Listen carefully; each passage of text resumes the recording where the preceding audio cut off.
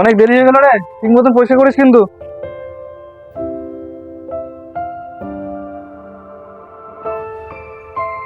বাবু কেমন আছো? আরে কাকু, আসেন আসেন আসেন, বসেন না।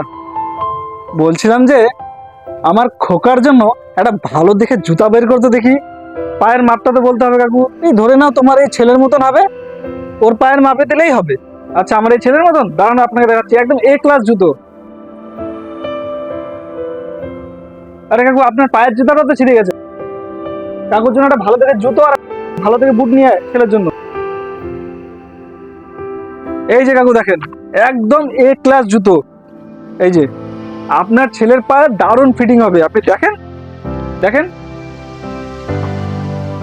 আরে হ্যাঁ, এই জুতাটাই তো আমার খোকা চেয়েছিল, বুঝলি তো। হ্যাঁ এই জুতাটাই। বাবু এই জুতাটার দাম কত বলো তো দেখি? এটার দাম 3,000 টাকা পড়বে। 3,000 টাকা? ধ্যাৎ, আমি তোমাকে 300 টাকা দেবো। কি বলেন কাকু, খোকা পড়লে খোকার পায়ে সেই মানাবে কিন্তু, তাই না বল? 3,000 টাকার জুতা আপনি 300 টাকা বলেন, আমি তো বুঝি না। আচ্ছা ঠিক আছে, তোমারও থাকবে আমারও থাকবে, আমি আর 100 টাকা বাড়িয়ে দিচ্ছি, 400 টাকা দেবো, যাও। পুঁটি আর ইলিশের মধ্যে কি পার্থক্য বুঝেন না নাকি? আচ্ছা ঠিক আছে, আপনারও থাকলো না আমারও থাকলো না, আপনি এক কাজ করেন 2,000 টাকা দেন।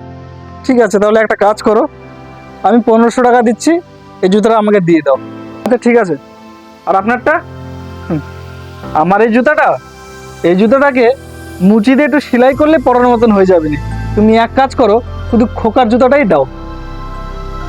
কাকুর জুতোটা প্যাক করে দিয়ে দে। ঠিক আছে, আর আপনারটা?